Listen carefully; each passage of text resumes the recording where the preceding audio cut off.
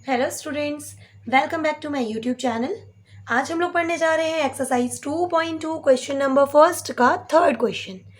इसके पहले मैंने आपको एक्सरसाइज 2.2 का क्वेश्चन नंबर 1 का फर्स्ट और सेकंड क्वेश्चन कंप्लीट करा दिया है।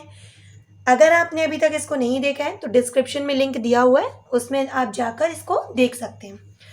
अगर अभी तक आपने मेरे चैनल को सब्सक्राइब नहीं किया है तो प्लीज़ मेरे चैनल को सब्सक्राइब करें, लाइक करें और कमेंट में ज़रूर बताएं कि आपको मेरे वीडियोस कैसे लगते हैं। तो चलिए आज हम लोग स्टार्ट करें हमारा क्वेश्चन थर्ड, जो कि है 6x² - 3 - 7x। तो जनरली हमने जो क्वाड्रेटिक पॉलिनोमियल की जो स्टैंडर्ड फॉर्म पढ़ी है वो हमने क्या पढ़ा है, ax² + bx + c। मतलब जो कांस्टेंट टर्म है वो लास्ट में होती है, ठीक है, फिर स्क्वायर वाली फर्स्ट में होती है, फिर पावर 1 वाली सेकंड नंबर पे होती है। तो सबसे पहले हम इसको जमा लेते हैं अच्छे से। ये हो जाएगा 6x² - 7x - 3, ठीक है। तो ये हमारा इक्वेशन का राइट फॉर्म है, ठीक है। अब हम क्या करेंगे, मिडिल स्प्लिटिंग टर्म का हम यूज़ करेंगे। यहाँ 7x है तो देखिए फर्स्ट एंड थर्ड टर्म का मल्टीपल, मतलब 6 3 कितना हो गया आपका, 6 3 आपका हो गया 18। मतलब मल्टीप्लाई करने में आपका 18 आना चाहिए और प्लस या माइनस उसी डिजिट को करें तो हमारा कितना आना चाहिए, 7 आना चाहिए। तो देखिए 9 2 18 होता है, 9 2 18, ठीक है, 9 2 आपका 18 होता है। और यदि मैं 9 में से 2 माइनस कर देती हूँ तो मेरा बचेगा 7। तो चलिए हमारा नंबर डिसाइड हो गया कि 9 एंड 2 के फॉर्म में टूटेगा ये। तो देखिए ये हो जाएगा 6x² माइनस, अब देखिए ये जो माइनस है इसको आप बाहर रहने दीजिए। 7 कब आएगा, जब हम लिखेंगे 9x - 2x। 9 में से 2 गया तो बचा 7 आपका, -3। यहाँ पे हम लोग ब्रैकेट ओपन करेंगे तो ये माइनस है तो माइनस का 9x हो जाएगा, ये माइनस और ये वाला माइनस मिलके क्या बनाएंगे, +2x और माइनस का 3। अगर मैं इसको और फैक्टर प्राइम फैक्टर्स के फॉर्म में तोड़ लूँ तो यहाँ पे आप देखिए 6 को हम क्या लिख सकते हैं, 2 3 6। x की पावर 2 है तो आप चाहें तो x × x भी लिख सकते हैं।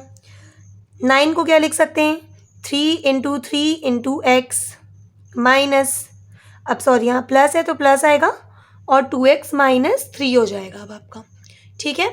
अब हम क्या करेंगे, ये हमारी पूरी फर्स्ट टर्म है और ये सेकंड टर्म है, इन दोनों में से क्या क्या कॉमन निकल रहा है। तो देखिए 3x इसमें भी आ रहा है और इसमें भी 3x आ रहा है।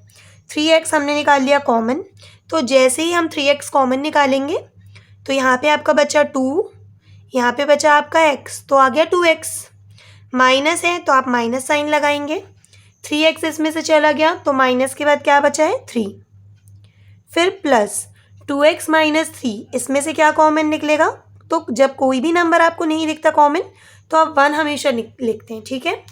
तो देखिए अब यहाँ पे दोनों ही टर्म्स में 2x - 3 आ रहा है तो हम 2x - 3 को ले लेंगे कॉमन।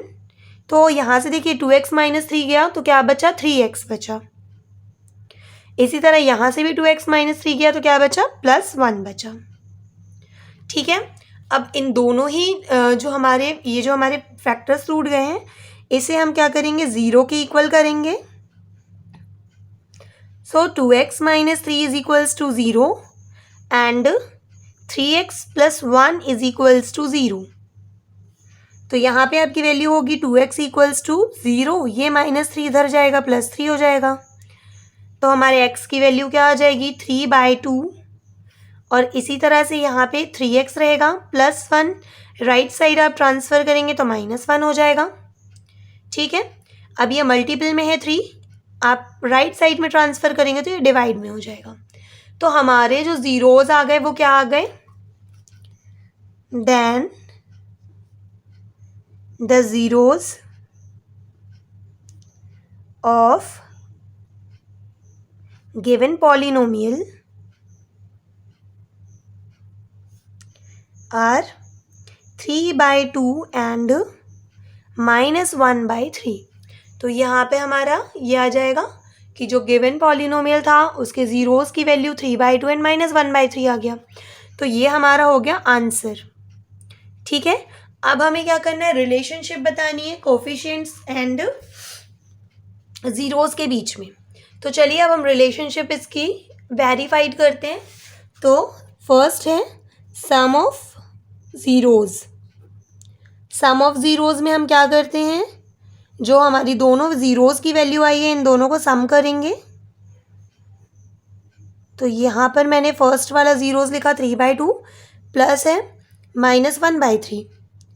तो यहाँ पर आपका क्या आ जाएगा 3/2, ये यहाँ पे ब्रैकेट ओपन होगा प्लस माइनस -1/3।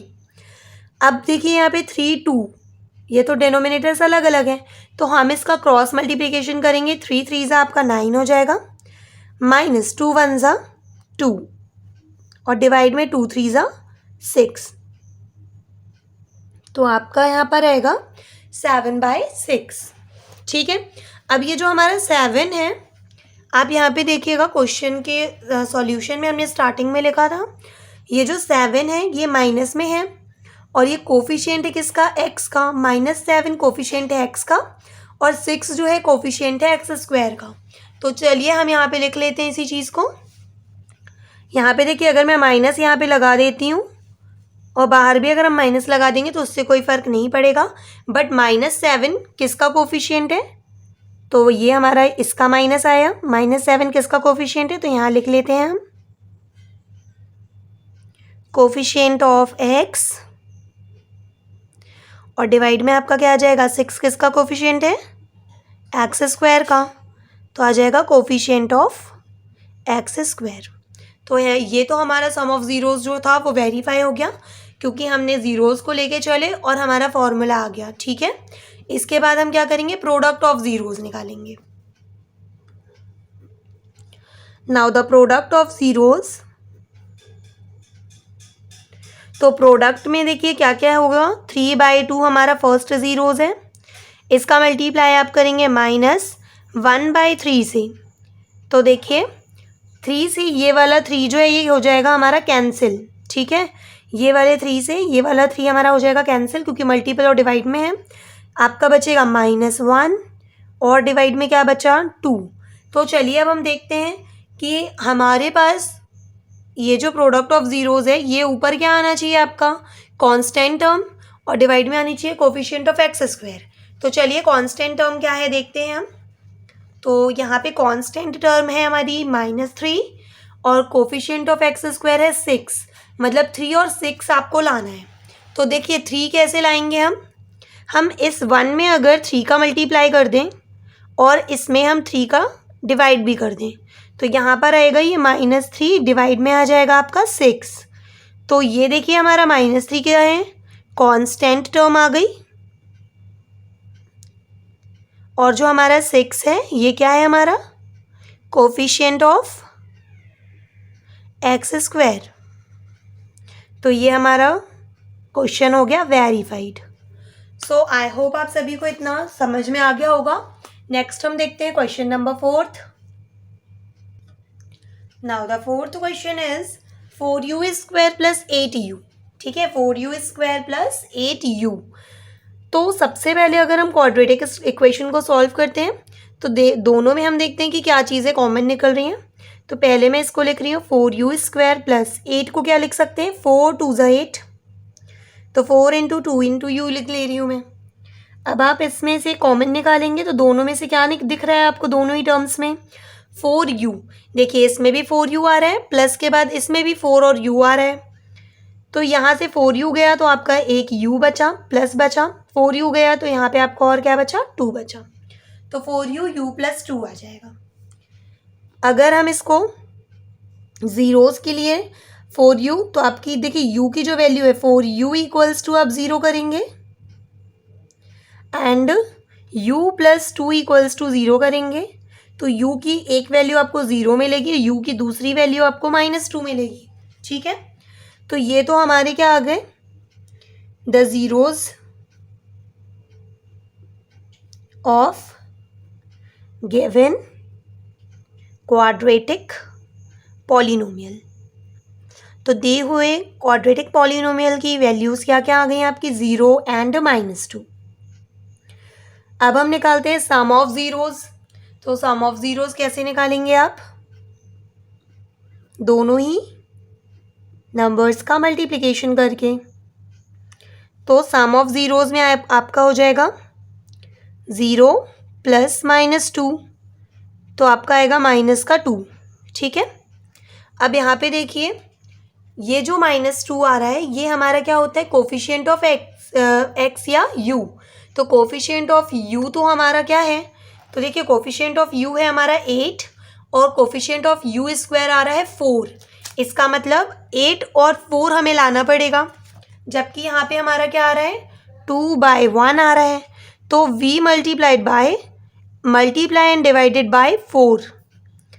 जब हम 4 का मल्टीप्लाई और डिवाइड करेंगे तो आपका आ जाएगा -8, डिवाइड में आएगा 4। अब -8 जो है ये क्या है?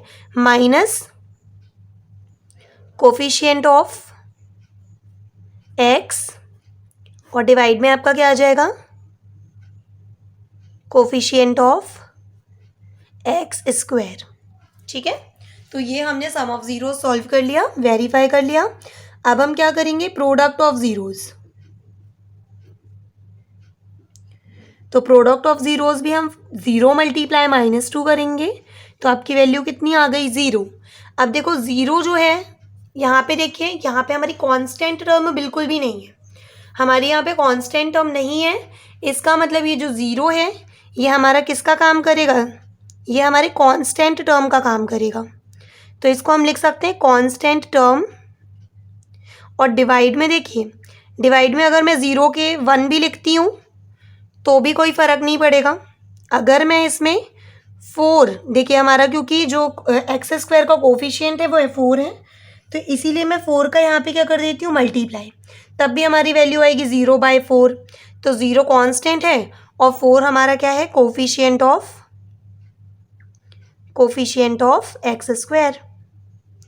तो यहाँ पर हमारा क्वेश्चन नंबर 4 भी एंड होता है। आई होप आप सभी को इतना सबको समझ में आ गया होगा। आपको वीडियो कैसा लगा प्लीज़ कमेंट में बताएं। वीडियो को लाइक करें, अपने फ्रेंड्स तक शेयर करें। अगर आप चैनल में न्यू हैं तो मेरे चैनल को सब्सक्राइब करना बिल्कुल भी ना भूलें। Thanks for watching.